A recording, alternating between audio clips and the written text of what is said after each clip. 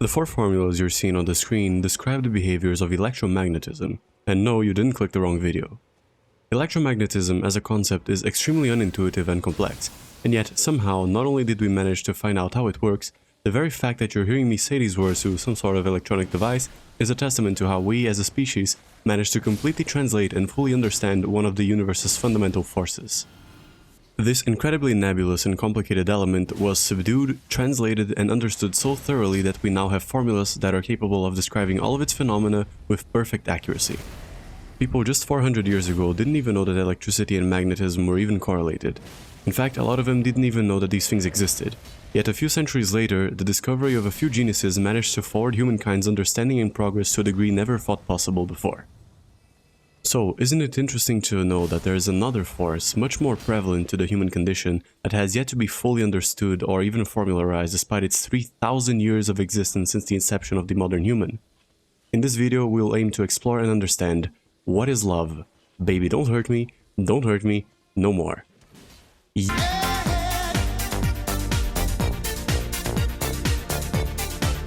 Okay, that's enough, otherwise I'll get demonetized. Love has been described by the ancient Greeks to have four different forms. Storge is the bond that you feel between the members of your family. It's something that is supposed to be the default to the human nature. The love you feel for your parents, the love you feel for your children, the love you have a really hard time expressing to your siblings, that is Storge. It's a connection of familiarity, something that envelops you and that, in turn, you envelop your family members in. In theory, it's a bond that remains constant and strong regardless of time and distance. If they are family, ideally, they'll be there for you when you need them, and vice versa. Philia is the love you feel for your friends, the feeling of companionship and excitement over mutual interests you have with your homies. The love you feel for a friend could be as simple as thinking that they're a pretty chill person to hang out with, or as grandiose as that friend being the person you trust the most in your life. A person who, somehow, has their brain operating at the exact same frequency and phase as yours. Your vibes are just perfectly aligned. You feel like no one else in the world could get you as well as they do. That feeling is philia, and this is a reminder to tell your homies that you love them. Agape is the love of God for man and of man for God, though other sources have described it as an intrinsic love of an individual for humankind as a whole. It is akin to empathy, or in other words, a force that compels you to be kind, charitable, and cooperative to your fellow human being. Because if there's one thing that the human species is well known for, is how kindly we treat our own. No, but for real, the bad feelings you get when you see injustice or the good feelings you get when you practice some sort of charitable action, they are ways in which agape manifests. Finally, there's the most iconic form of love, and the one that warrants the title of this video. Eros is romantic and sexual love, the feelings someone has for their partner or the person they are in love with. This one is special because out of all the types of love, this is probably the one that causes the most mixed feelings in people, and very funnily, it is the most incomprehensible. I don't say incomprehensible in the sense that people have a hard time understanding what it is. I'm referring to how it's something that almost every human to ever exist has an intrinsic understanding and wants to experience it. Shout out to my aromantic and asexual viewers. And despite it being so central to the experience of being alive, to this day nobody has been able to find a 100% consistent way of making it work. Out of the four, Eros is the most directly correlated with the survival of the species, since it is one of the core factors for reproducing and passing the genes of the species onto the next generation. If you look at the semantics, Eros is a Greek deity/entity that incorporates primordial romantic and sexual love. The word erotic is a derivative of his name, pertaining to anything related to sex. And although Eros also refers to romantic love, the Greeks would probably have considered sex and romance to be intrinsically correlated. Nowadays, it's pretty common knowledge that there is sex without love and there is love without sex, and there's you without both. In the modern age, it makes more sense to look at them as two separate things, but to a lot of people they are still very intertwined. Lust is pretty straightforward, so I'm just gonna skip it. Let's take a look at romantic love. It is such a fascinating feeling for being both incredibly intuitive and at the same time very elusive. Since the dawn of the human species, there have been love stories. Billions and billions of words dedicated to stories, songs, poems, thousands of gallons of paint, and potentially petabytes of data dedicated exclusively to the exploration and illustration of this feeling. So many people dedicate years of their lives trying to elaborate on all its facets and aspects of every type of way and every type of person that you can romantically love. And yet, nobody really knows how it works or managed to quantify its full extent. It is something that, due to its very messy human nature, it is impossible to equationate or formularize. And anybody who tries to sell a rigid formula to you about love is lying to you. Many works of fiction and many works of non-fiction, aka real people, will tell you that there is no such feeling as amazing and exhilarating as being in love. Potentially, but I am willing to believe that there's a non-trivial portion of the people watching this that have the polar opposite opinion. I know it's prevalent, I am one of them. Romantic relationships, by definition, require the mutual attraction between a minimum of two individuals. And this phenomena doesn't have a consistent way of being induced. Ask 100 different people on how they found true love and they will give you 100 different answers. Or in other words, there is no formula on how to do it.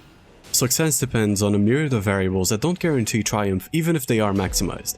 It is possible to increase one's chances of finding a partner by a staggering amount, but the final decision ultimately comes down to the other person. Or does it? Fellas, do we get to choose the person we fall in love with? Based on the extensive research I conducted, I concluded that it's possible to exert a degree of influence over who you fall in love with. Typically, romantic interest has a much greater chance of developing with someone you already like instead of someone you're not very well acquainted with, which is a concept known as propinquity. I concluded that there is a certain degree of influence over the choice of who you fall in love with, based on your personal life experience, but we don't really get absolute control over it. Another interesting thing to think about is the following. What is the opposite of love? The first thing that comes to mind to a lot of people will be hate. You want for the people and things you hate the very opposite you want for the people and things you love. So that answer makes quite a lot of sense. But sometimes you'll see people argue that the opposite of love is apathy, since love implies large amounts of care and interest in something, while apathy implies none of those two things. An analogy can be made by asking what is the opposite of the number 1. Is it 0 or is it -1? I'll suggest a third option of the opposite of love: loneliness. When it comes to loneliness, there are two very prevalent forms: lack of friends and lack of partners. Let's take a look at both cases. Frequently, but not necessarily, someone who lacks friends will also lack a partner, and that feeling of disconnection seems extremely prevalent nowadays. Not necessarily because it's more common, but rather that because people now have a new vector for communicating these feelings through the form of the internet and social media, whereas back in the day, you would just live with it. Is it better nowadays? I don't know. In some ways yes, but in other ways no. In our current time, it's a lot easier to establish an initial connection with people through the use of the internet. Many of us have made friendships with people in completely different parts of the globe whom we would have never met otherwise. It has never been easier to connect with so many people in so many different parts of the world, yet at the same time, the process of interacting and connecting with people in real life started to become less and less natural and intuitive as time goes by. Maybe precisely because this online interaction is an easier way to supplement our social needs. This isn't me going Ted Kaczynski on you, I'm a YouTuber for fuck's sake. But I do think that loneliness and struggling with social interaction may be products of the ease with which we can entertain ourselves without ever even leaving our rooms. We know that our friends on the other side of the screen are their own people with their own rich internal lives. But the process through which we interact with them is something that our bodies and minds have an immense difficulty making sense of. They are people just like us, but we don't hear them talk or see them gesture. We see words on a screen, and if you're feeling fancy, a voice call. It's something that, as weird as this may sound, leaves us with a need that has been at the same time fulfilled and unfulfilled. The practical need of communicating with someone has been satisfied, but our bodies have been used to the physical, real-life version of human social interaction for hundreds of thousands of years, so that instinctual part is left wanting more. I think. For friendships, that might be the case, but for romantic relationships, it seems like the struggle has been a constant all throughout history. It makes sense that it would be challenging, since that's how evolution tries to filter the ones who are, quote-unquote, worthy of continuing the bloodline from those who aren't. It's a pretty fucked up concept if you think about it, but that's besides the point. Almost everyone has struggled with having feelings for someone at a given point. Being in a relationship with someone you love is great, you feel like you're on top of the world. But so often I see the long and arduous process of getting into a relationship being completely overlooked and ignored. One trope/cliché that I absolutely loathe is when a story shows two characters meeting for the first time, exchanging 2 lines of dialogue, and they look at each other for a few moments, and then it cuts to them either making out or having sex with each other. Now, I am aware why this trope exists, and I've even used it in a story before. It's simply because maybe the development of the relationship isn't relevant to the story in general, but it still pisses me off a little bit when I see it. Real life is never as easy as passing a charisma check. Except when it is, and it's stupid and inconsistent, and that's the annoying part. I've seen firsthand the most acephalous pickup lines conceivable being delivered with all the grace and subtlety of a ship whistle, and it worked. And I've also seen people pour hours and hours into carefully devising a plan that maximizes their chances of success when confessing. Consulting other people, building up the courage. I even helped a buddy of mine rehearse the lines that she'd say to a guy she liked, and she ran face first into a concrete wall. But why all the preparation? Why would someone be so afraid or nervous about confessing their feelings for someone else? The worst thing the other person can say is no, right? The truth is that it is exceedingly hard to maintain a friendship after a failed confession, and that difficulty comes from the simple yet unexplainable fact that it becomes weird.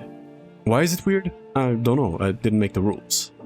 But maybe it has something to do with the fact that from the moment both parties are aware that person A has an attraction for person B, and person B either isn't interested or hasn't made sense of their feelings yet, anytime person B demonstrates affection of some form to person A is likely to interpret that as person B making up their own mind about wanting them, which prompts them to be more aggressive, for the lack of a better word, even though person B may not be comfortable with it. Which in turn leads to the friendship slowly falling apart. Maintaining a friendship after a confession requires great amounts of emotional maturity and willingness from both individuals, hence why people get nervous when confessing their feelings. It's not as simple as a no, oftentimes it means risking a very good friendship with someone on the off chance that it might evolve into a relationship. The reward is great, but so is the risk, and even though the common advice is to just go ahead and confess, this could imply losing a strong bond you built with someone who grew to be really important to you. If that person isn't susceptible to mutual attraction, which is when someone develops interest in the person who confessed their feelings for them, it is pretty much a lost cause unless that person already has feelings for you. One may even come to the conclusion that it would have been better to never confess their feelings at all, and just wait for the other person to do it. And there's also the whole song and dance about that little thing called flirting. I remember when I was a kid I was watching a guy explain the concept of a mating dance on Discovery Channel or whatever, and I remember thinking that that concept was kinda dumb. Like, how could a few pretty colors and movements possibly make an animal worthy of a mating?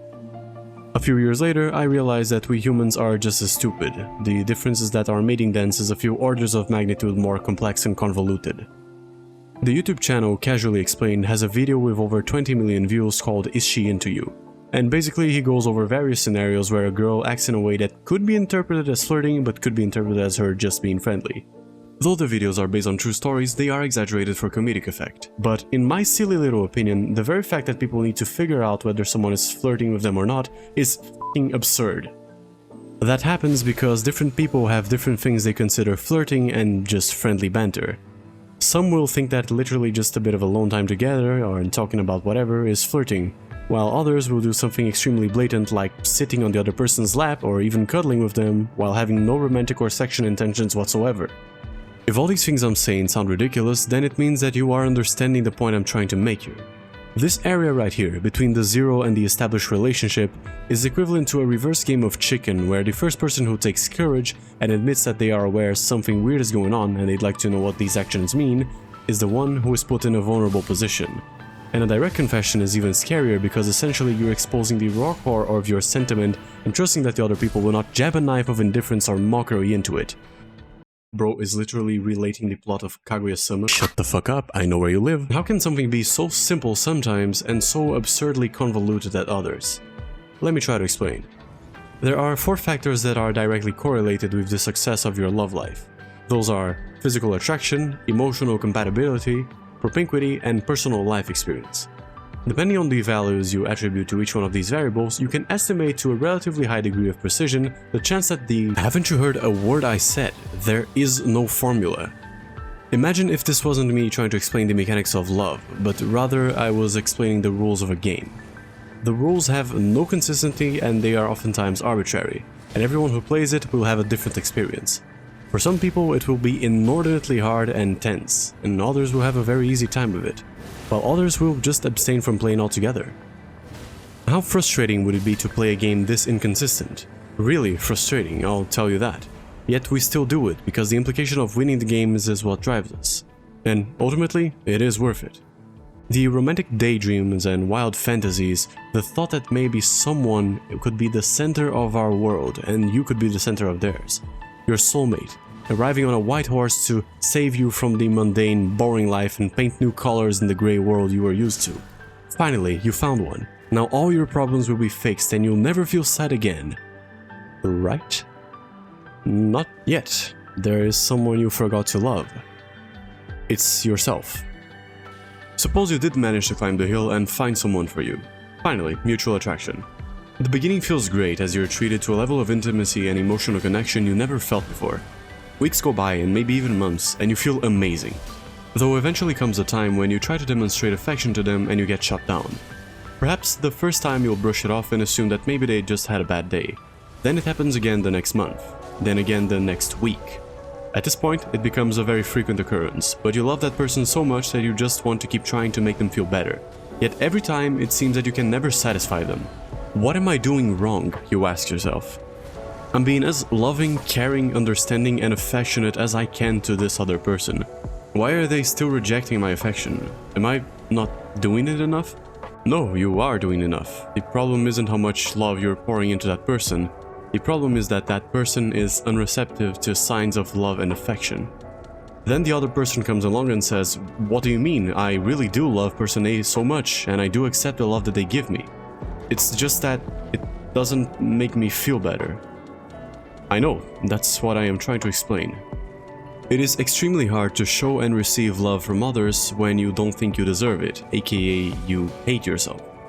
The principle behind it is really simple the moment you look at it as if it was another person. If person C is a massive cunt and literally ruined everything you ever tried to do in your life, you would, pretty reasonably, hate person C, unless you're more emotionally mature than I am. And you wouldn't want anything good happening to them, right?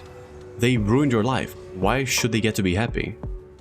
Unfortunately, this sense of justice can be twisted onto oneself. Be it trauma, psychological conditioning, life experience, or various other reasons, not only is it possible but quite simple to make someone feel that way.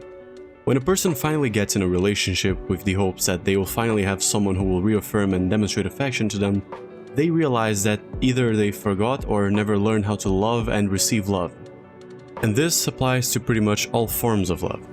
The longing for love is still intrinsic to them due to biological and evolutionary reasons, but there wasn't enough nurturing to teach them how to engage with this feeling. It is akin to teaching a child how to speak. They have the capacity for making noise with their mouths, it's instinctual, yet if they don't learn, either because nobody taught them or because they never picked up on it, you can expect them to have a coherent conversation.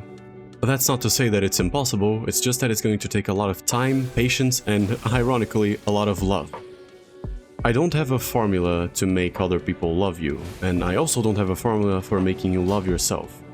Like everyone else has already been doing, the most I can do is tell you what worked for me.